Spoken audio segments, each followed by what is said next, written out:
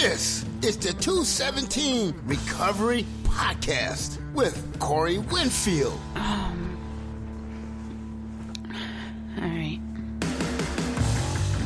July 23rd, 2020.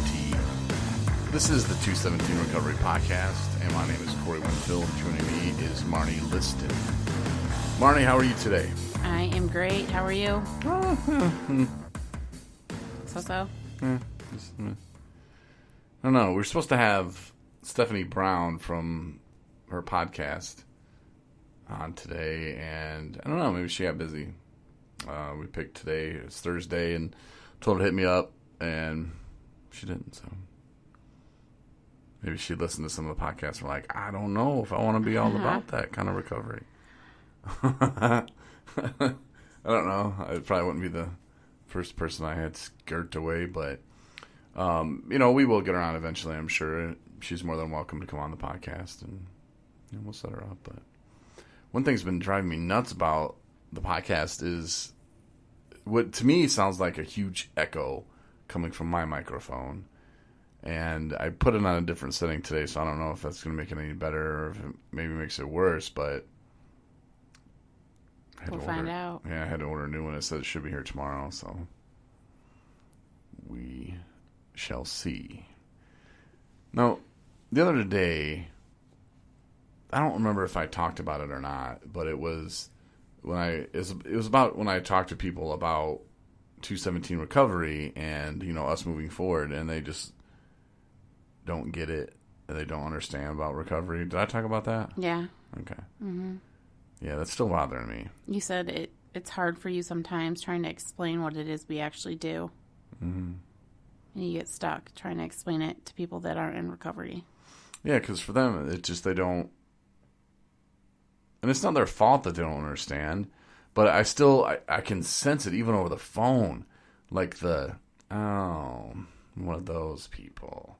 Like, and everything's going great in the conversation, and then it's like, yeah, well, when they're like, what do you do? And we, help people in active addiction, get help and find treatment, and we help those in early recovery, reach their, try to reach their, I don't remember what I said, but anyway, it was, yeah, we help people in active addiction, get themselves to treatment, and people in early recovery we help. And then she just changes the tone, and it really, I can still hear it in my head. Mm-hmm. Like it was just like she was willing to talk to me, everything was good, and then once yeah, see, for that, there's nothing we can do. We can't help you. Good luck, and, it's very frustrating. Maybe, can get some donors that can help you out, and... Yeah, people try to send you another direction. Mm-hmm. Oh, it's just frustrating, and I've been dwelling on that a lot lately, and that's something that I definitely don't need to do, because that doesn't help me at all. And I'm not going to give up, and some days it feels like, yeah. But, I haven't given up yet, and, we're going to do some things and talk to a guy today about some ideas that we could really help people in recovery. And, there's money out there for that and for this kind of service that we're going to provide. And I just don't understand why people aren't like, yeah, let's get this going. And maybe it's because we're new. Mm-hmm. I'm not sure, but it's frustrating when you can envision the plan, and this is the plan, and everybody's like, yeah, like, wow, that's great. Yeah, we need that. And then it comes time to, all right, well, we need help. You're helping these guys and these people. And I try not to compare 217 Recovery to other organizations, and I'm not trying to say that those ones shouldn't be helped, but I still know that, it's not all dried up. Right. And it's like, hey, can we get some? And I have a meeting tomorrow that I think is going to go really well. And here's how I'm trying to change my view on that. Obviously, I think it's going to go well, but I have to be positive, because if I go into it with any kind of negativity or oh, maybe they're not going to get it either. I'm going to run into the same wall. Well, then I will run into the same wall. Mm-hmm. And I'll let you know how it goes on Saturday at our next podcast after this one. But, all that stuff's coming on Friday. So, I mean, if it's Friday and you're listening to this, wish me luck. But, yeah, I mean, for me to think negative and just assume that it's going to go the way the last two meetings have gone. Well, I guess the last one today didn't go so bad, but I just got to have confidence and think positive. And I might not know every question I'm going to be asked, but at least be ready to deal with it. And I had to do that the other day when I talked to that lady. I didn't want to do that. I wanted to run and hide. Mm-hmm. And I caught myself, and I started reading inspirational things about fear, and I just, you know what? And they weren't really working for me. So I was like, oh, let me pull out the old Word document, which I have on my phone, and it records, my voice, and it writes stuff. And I just started going through the motion and the process. Okay, well, here's what I'm afraid of. And I just started spilling it, just to myself and to my phone. And then I went back and, I read it, and it's like, okay, and in there I put the outcomes, okay, what are you afraid of? You're afraid you're going to look stupid. You're afraid, they're going to hang up on you and tell you that you're dumb and that this is a horrible idea, and some of that kind of did happen, but at the end of the day, it was either yes or no.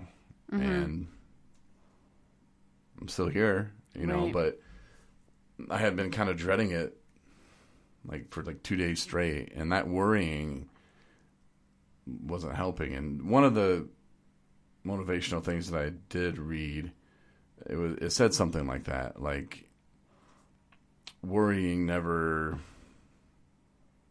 solved the problem of being anxious or something like that, or anxiety. And it's like, yeah, me dwelling on it, me staying at home thinking about it is not helping it. It's actually making it worse. So I had to suck it up and, put on my big boy pants and, I guess face the music, I guess you could say. But, at least I'm not worried about it anymore. Mm-hmm. And now I just need to work on I don't want to call it anger, frustration. I think it's more of a better word for it. But I can let it turn to anger really quickly. But just frustrated. And this is the thing that we're trying to change with 217 Recovery, too. If you're just listening, this is your first time, you're like, I don't know what you guys do. You podcast, you write some blogs.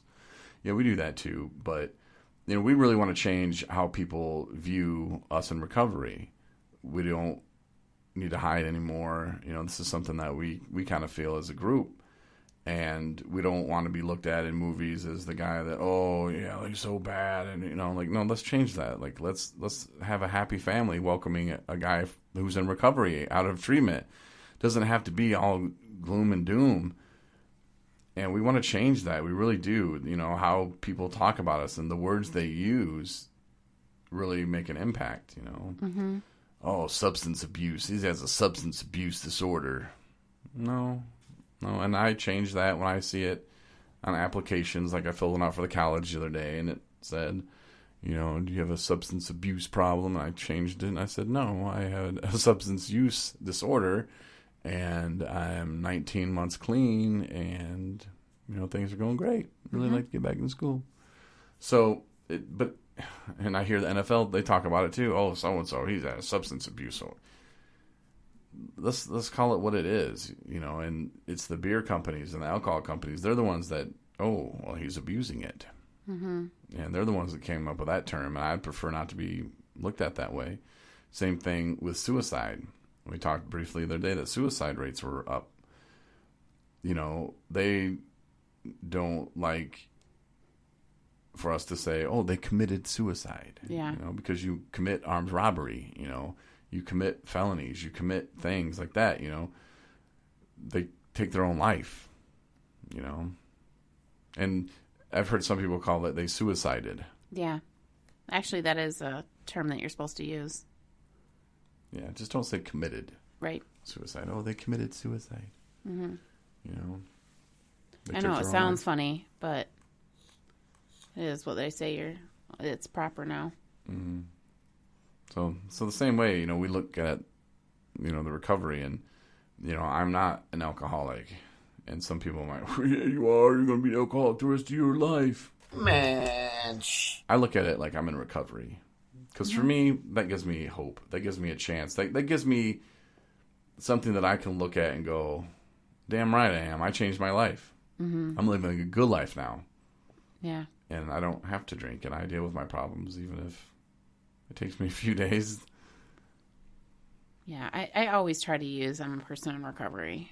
But I often do find myself still referring to the old-fashioned that I'm an alcoholic, just because, I don't know, maybe it's just because I've become so accustomed to that word and it's not as offensive to me anymore. But, you know, usually when I am using it or making reference to myself using that word, it's generally to a population that is familiar with it and kind of can hear that word and not be scared of it. Right. Whereas what you're saying is it does hold. It's a very strong term. Oh, and look at Marnie. She's an alcoholic. Oh, look at her. Oh, yeah. She's probably drunk There's right so now. well. There's alcoholic. this. They just need to drink all the time. No, there's this. There's somehow this connection to having it be a present thing, having it to be something that's going on like currently, like they're an alcoholic, that there's something that's happening today that is an issue with them and alcohol. You know what I mean? Mm-hmm. It's a negative way, and that's for like the outside world. Oh, but Lord, we need to do something with this studio. Sorry, I didn't mean to interrupt this. Nico, my baby girl, kitty cat, decided that she likes to go to the litter box when Daddy's doing podcasts. And Marnie's like right there next to the bad. It's in the closet with her litter box. It's a nice size litter box, but yeah, it's. Anyway. First I thought it was you. No. I was like, no. Like, woo. First I thought it was me, and I'm like, did I sneak one out of here? And then I was like, no, that's Marnie. And then I realized, duh, cat boxes were right in that closet. You didn't see her start in and out of here like nothing happened? No, she did too, didn't she? Oh, she for sure did. She's like, that's a bad one. Yeah. Anyway, cat talk. Cat box with Corey and Marty. But no, so that's just kind of where I'm at today, and those are some of the feelings that I'm having, and I'm acknowledging them. I'm having feelings. One of my friends on Facebook put the other day that he was having a hard time, and, you know, he's up and down, and, you know, he felt, I can't remember how he described he felt, but he said he felt a certain way, and my reply to that was, it feels good to feel, huh? Mm-hmm. I was like, well, let's keep it moving. Let's go forward with it. Where do you want to go? Like, that's cool. You know, these are the things that we've never dealt with in the past, you know, and he'll look back at feeling that way and kind of putting it out there and realizing that he dealt with it, mm-hmm. you know, without using drugs. So it's something that I do now. I don't think about drinking when a problem comes up. You know, there's other times where it still pops in there, but it's not when problems arise. I want to drink. Right. You know, and it gets easier. It really does. If you're staring at 3 months, if you just got a treatment, maybe 30 days, maybe 24 hours, man, it just give it time. And it gets easier. And, you know, that struggle at first, depending on where you're at in your journey. I mean, if this is your first time ever trying to quit a substance, it's going to be a long road, man, but it doesn't have to be miserable. There'll be times where it feels miserable, especially at first. You'll feel like, how can I go in life without getting high one more time? But you can, and just stretch some time together, you know, and do that day at a time, 24 hours. I know they say that, and people say, oh, that's cliche. But that's what you got to do. You know, keep yourself busy. Give yourself something to do at night where you have to be in the right mind to do it. Like, you know, for me, it was the podcast. Yeah. But that way, this will be the last thing I do before I go to bed, you know. Ooh, completed another day. Yeah. For sure. Yeah. So, did you post on the blog since the other day or no? No, I have one ready, though. Oh, dang. So if you got to catch up on the blogs, do that today. Yeah. 217recovery.com. And you can subscribe to our website, which is like an app. I'm so confused on that. Well, sort of. I mean, you can subscribe, which I think automatically